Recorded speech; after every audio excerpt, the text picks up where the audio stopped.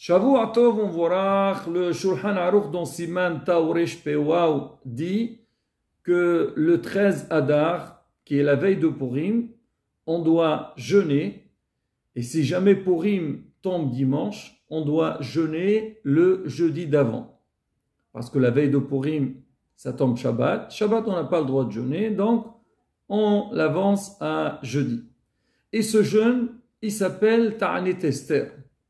Alors beaucoup pensent que ce jeûne, c'est un souvenir du jeûne que Esther elle avait organisé avant d'entrer chez le roi Ahasuerus. Rabotai, c'est pas ça la vraie raison, mais pour bien comprendre la raison de ce jeûne et aussi le jeûne de Esther, on va nous remettre un petit peu dans l'histoire de Purim. Alors on sait que Aman Arasha, donc il avait décrété sur les Juifs que Hasve Shalom, on doit les exterminer. Et lui, il avait fait un tirage au sort, et même il a fait un calcul pour voir quand est-ce que le mazal d'Israël, Hasve Shalom, il est bas et qu'il aurait la possibilité de leur faire du mal. Il a vu que c'est le 13 Adar, c'était une journée qui convenait à ce décret et il avait beaucoup d'espoir qu'il va réussir. Alors lui, il avait fait ce décret-là, c'était pendant le mois de Nissan, c'était le 13 Nissan. Et alors quand le roi il lui a donné donc son accord pour envoyer, pour lancer donc ce décret partout, alors la nouvelle s'est propagée. Et Mordechai, il a dit à Esther, Aman, il veut Hasve Shalom exterminer le peuple d'Israël. Et toi, la femme du roi, tu dois entrer chez le roi Ahasuerus et demander une grâce, le pardon et l'annulation de ce décret.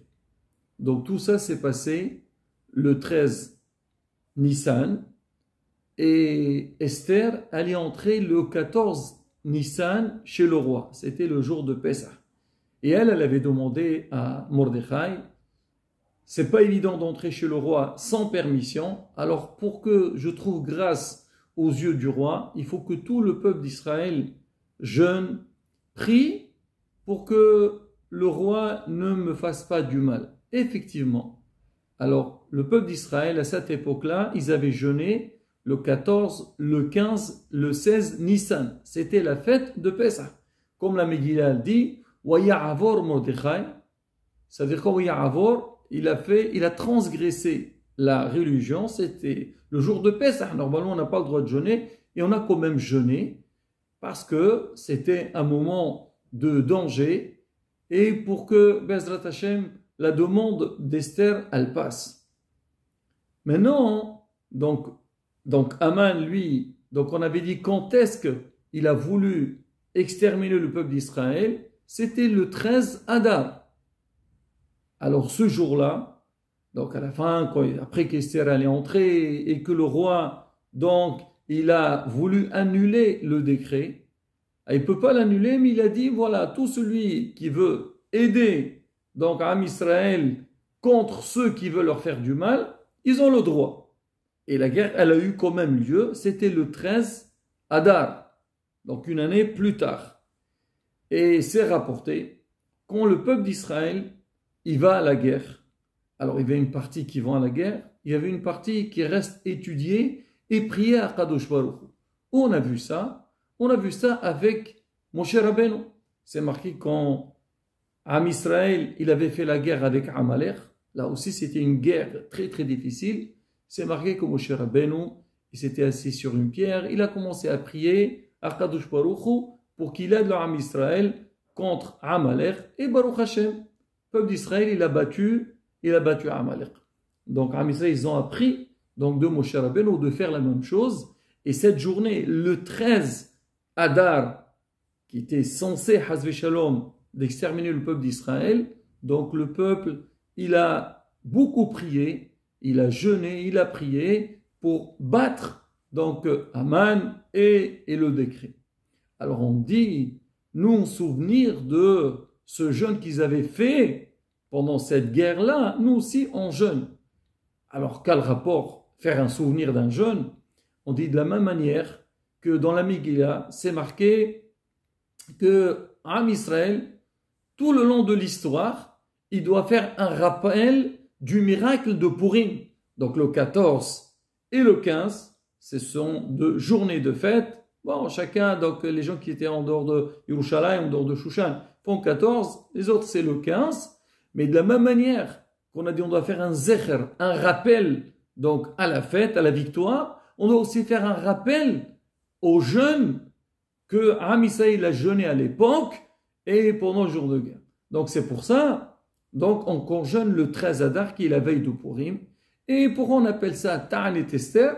Alors on dit déjà, parce que de la même manière qu'il y avait le décret de faire la fête, donc c'était Mordechai et Esther, ils avaient écrit ça, donc le jeûne aussi c'était la même chose. Et on dit aussi ça fait un rappel donc au jeûne qu'Esther avait fait. Mais c'était pas ça la vraie raison. Le Shulchan Aruch, dans ce siman-là, il dit à la fin, certains ils avaient l'habitude de jeûner lundi, jeudi, lundi après Purim, pour faire un rappel au jeûne de Esther, mais dans le minhag qu'on ne fait pas aujourd'hui, déjà qu'on fasse ce jeûne-là.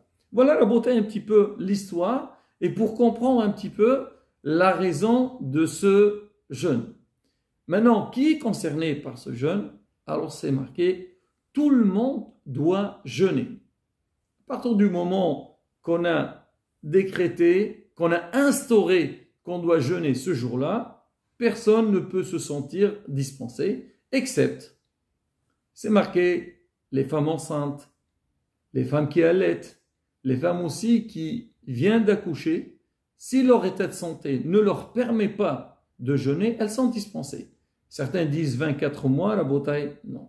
Ça c'est vraiment si elle est vraiment réellement fatiguée, elle ne peut pas supporter le jeûne. Et si une femme que Baruch Hashem, quelques mois après l'accouchement, elle se sent bien, elle fait tout, il n'y a aucune raison qu'elle ne fasse pas ce jeûne. Pareil aussi pour les personnes âgées, que leur état de santé ne leur permet pas de jeûner, les personnes qui sont malades, et que le médecin, il leur a dit que le jeûne, hasbi shalom, n'est pas bien pour eux. La beauté, même si le médecin il dit, toujours il faut consulter le rab pour avoir une tranquillité. Là, c'est la beauté concernant les personnes qui doivent jeûner et ceux qui sont dispensés. Alors, le jeûne, il commence au lever du jour, donc le 13 la veille donc, de Purim, ou le jeudi si jamais ça tombe, Purim tombe dimanche, donc au lever du jour jusqu'à la sortie des étoiles.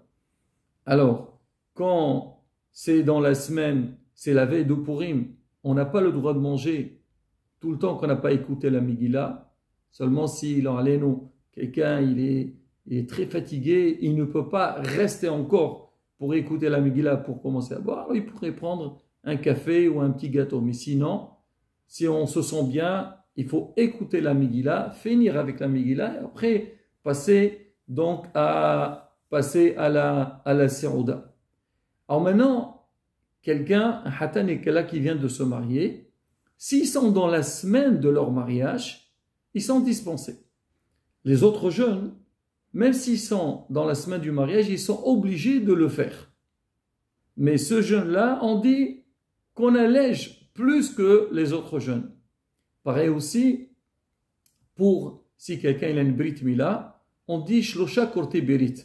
C'est qui Shlosha Korte Berit? C'est le papa du bébé, le sandak, celui qui va attraper le bébé pendant la Brit Mila, et le Moël. On dit ces trois-là, eux, alors ils sont dispensés. Alors en règle générale, si le jeûne, il est la veille de Purim, on attend jusqu'à la Brit Mila, après il mange. Mais si jamais donc il tombe plutôt, ça veut dire il a été devancé à jeudi, donc on allège. Mais en règle générale, on attend toujours la Brit Mila, on la fait tôt le matin et on est tranquille. Les personnes qui sont invitées, il y a une discussion dans la halakha, mais ça a été tranché que eux, ils doivent jeûner.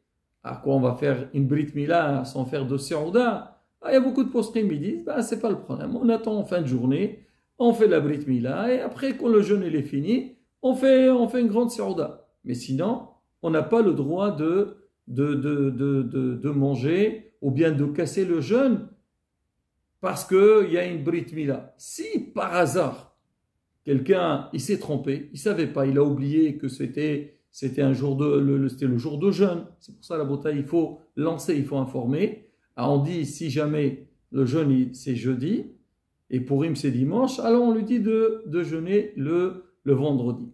Maintenant la question qui se pose, pourquoi quand Pourim il tombe dimanche, on ne jeûne pas le vendredi, on l'avance à jeudi? On dit Rabotai parce que en règle générale, quand il y a un jeûne, on est très occupé donc pour préparer. Et si ça tombe le vendredi, alors comme il y a les prières, alors la tfila, il y a des passages en plus qu'on fait, on va finir tard. Et si on finit tard, on n'aura pas le temps de bien préparer le Shabbat. On dit, alors, on laisse le vendredi tranquille, on fait jeudi. Et en plus, si on va jeûner le vendredi, on va entrer à Shabbat à jeun. Et c'est pas bien d'entrer à jeun le jour de Shabbat. Alors le vendredi, donc, on ne jeûne pas, on jeûne le jeudi, comme ça, on est tranquille.